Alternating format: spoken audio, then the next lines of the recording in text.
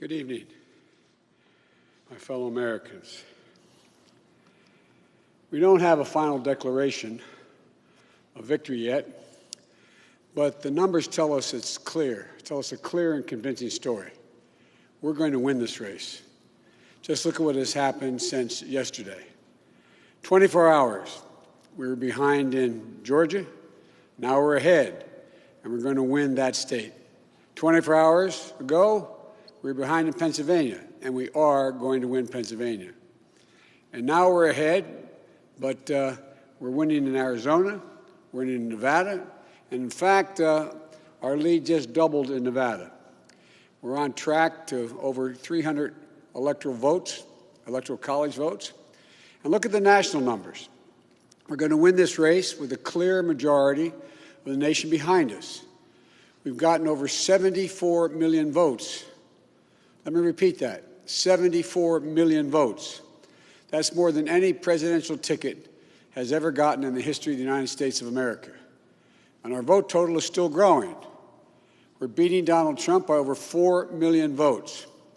And that's a margin that's still growing as well. One of the things I'm especially proud of is how well we've done across America. And we're going to be the first Democrat to win in Arizona in 24 years. We're going to be the first Democrat to win Georgia in 28 years. And we've rebuilt the blue wall in the middle of the country that crumbled just 4 years ago. Pennsylvania, Michigan, Wisconsin, the heartland of this nation. I know watching these vote tallies on TV moves very slow, and as slow as it goes, it can be numbing. But never forget, the tallies aren't just numbers. They represent votes and voters, men and women who exercise their fundamental right to have their voice heard. And what's becoming clear each hour is that record number of Americans of all races, faiths, religions chose change over more of the same. They've given us a mandate for action on COVID, the economy, climate change, systemic racism. They made it clear they want the country to come together, not continue to pull apart. The people spoke, more than 74 million Americans, and they spoke loudly for our ticket. But while we're waiting for the final results, I want people to know we're not waiting to get the work done and start the process. Yesterday, Senator Harris and I held meetings with groups of experts on public health and the economic crisis this country is facing. The pandemic, as you also know, is getting more worrisome all across the country. Daily cases are skyrocketing, and it's now believed that we could see as many as 200,000 cases in a single day. The death toll is approaching 240,000 lives lost to this virus. That's 240,000 empty chairs, kitchen tables, and dining room tables all across America. We'll never be able to measure all that pain and the loss, the suffering that so many families have experienced. We know something about what it feels like to lose someone. And I want them to know they're not alone. Our hearts break with you. I want everyone to know on day one, we're going to put our plan to control this virus into action. We can't save any of the lives lost. Any of those have been lost, but we can save a lot of lives in the months ahead. Senator Harris and I also heard yesterday about how this recovery is slowing because of the failure to get the pandemic under control. More than 20 million people are on unemployment. Millions are worried about making rent and putting food on the table. Our economic plan will put a focus on a path to a strong recovery. Look, we both know tensions are high. They can be high after a tough election, one like we've had. But we need to remember, we have to remain calm, patient. Let the process work out as we count all the votes. You know, we're proving again what we've proved for 244 years in this country. Democracy works. Your vote will be counted.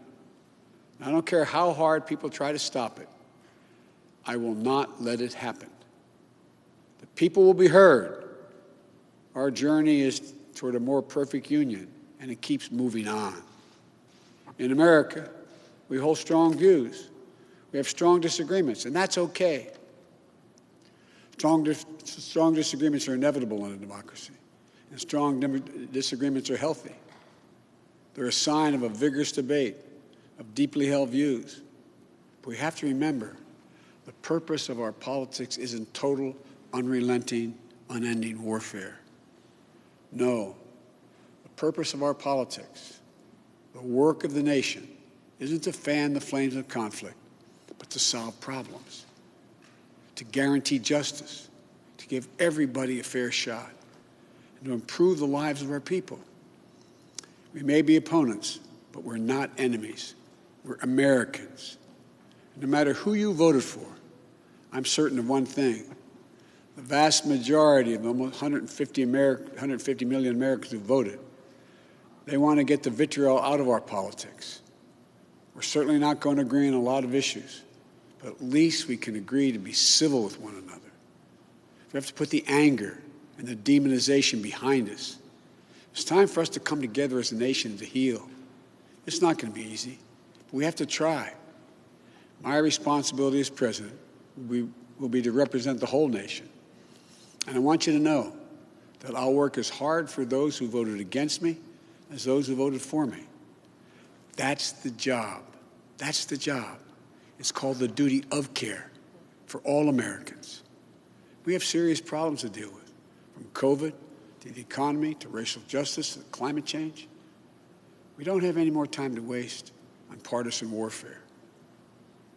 You know, and more than that, we have such an incredible opportunity to build the future we want for our kids and our grandkids.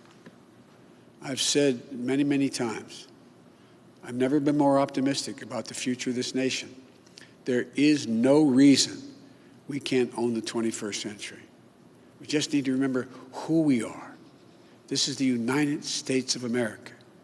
And there's never been anything we've been unable to do, unable to accomplish when we've done it together. I hope to be talking to you tomorrow. I want to thank you all, and may God bless you, and may God protect our troops. Good night.